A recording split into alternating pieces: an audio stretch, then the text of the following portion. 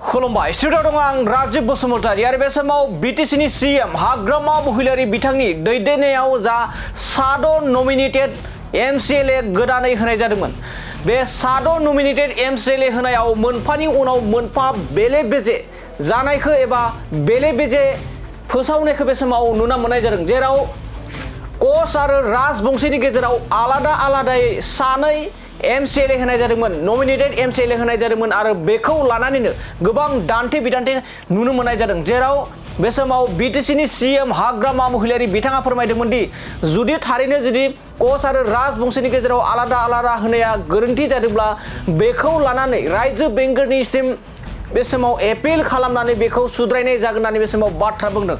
नाथाय नैथि बेले बेजेयानो जाहैबाय थारैनो नमिनेटेड एमसिएलए जा करमेश्वर रय राजबंशीनि मुङाव होदोंमोन, बियो मोनसे समाव केएससिनि सोद्रोमामोन। बिथाङा एजुकेटिभ काउन्सिलरमोन, जेराव मोनसे समाव 2021 मायथाइयाव बिथाङानो जाहैबाय एजुकेटिभ काउन्सिलरमोन करमेश्वर रय बिथाङा, आरो बिथाङा बिथांनि जिल्लाखौ धुब्री होना होदोंमोन। नाथाय बे समाव बिटिसिनि जा नमिनेटेड एमसिएलए बे नमिनेटेड एमसिएलएआव बिथाङा बिटिसिनि थागिबि होना बे समाव होनाय जादों, जेराव बिथाङा डिस्ट्रिक्टखौ क'क्राझार होदों। गामिया जाबाय बालदिया बाथोन पिअ शक्ति आश्रम पिएस फकीराग्राम। नाथाय बे समाव मोनसे सोंथि सिखारदों, थारैनो करमेश्वर रयनि जा बिथांनि एड्रेसा थाबैनो माबोरैहाय सोलाय सोल' जाखो, जेराव बिथाङा मोनसे समाव एबा 2021 मायथाइयाव केएससिनि एजुकेटिभ काउन्सिलरमोन, केएससिनि जेराव कमतापुर अट'नमास काउन्सिलनि जा बिथाङा सासे सोद्रोमामोन। नाथाय फिन आरोबाव माबोरैहाय आथिखालाव बिटिसि जा 6 सिडिउल एरियायाव बिथाङा माबोरैहाय गोदानै नमिनेटेड एमसिएलए मोननो हाखो होननानै गोबां बे समाव सोंथि सिखारदों।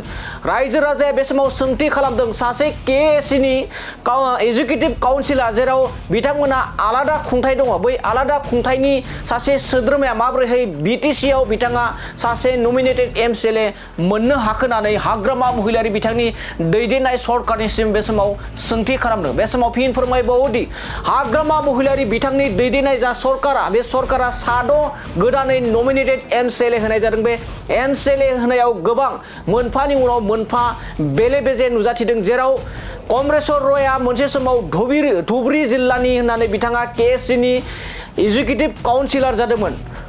नाथाय बे समाव बिटिसिआव फिन आरोबाव नमिनेटेड एमसिएलए बिथाङा एबा बिबान मोनदों, आरो बिथाङा बे समाव एड्रेसखौ सोलायनानै धुब्री डिस्ट्रिक्टखौ सोलायनानै बे समाव क'क्राझार डिस्ट्रिक्ट लानानै बिथाङा फिन आरोबाव बिटिसिनि सासे नमिनेटेड एमसिएलए जानो मोननायखौ एबा बिबान मोननायखौ लानानै गोबां जोंनि बिटिसिनि थागिबि रायजो राजाफ्रा सोंथि खालामदों। थारैनो हाग्रामा महिलारि बिथाङा जेराव कच आरो राजबंशी आलादा आलादायै नमिनेटेड एमसिएलए होनायखौ लानानै गोबां सोंथि खालामदोंमोन, सोंखारिदोंमोन। फिन आरोबाव बे समाव केएससिनि सासे अलरेडि सोद्रोमाखौ माबोरैहाय बिटिसि काउन्सिलाव माबोरैहाय नमिनेटेड एमसिएलए होनो हायो होननानै बे समाव गोबां सोंथि खालामदों, जेराव नोंथांमोना रोखा नुना मोननाय जादों। थांनाय 2021 मायथाइयाव बिथाङा सासे धुब्री डिस्ट्रिक्टनि होननानै गावखौनो सिनायथि होनानै केएससिनि सासे एजुकेटिभ काउन्सिलर बिथाङा बिबान लादोंमोन, जेरावहा बिथांमोना इन्टारिम जा गभ बे इन्टारिम गभआव 2 बोसोरनि थाखाय बिथाङा धुब्री जिल्लानि जानानै बिथाङा सासे एजुकेटिभ काउन्सिलर जादोंमोन।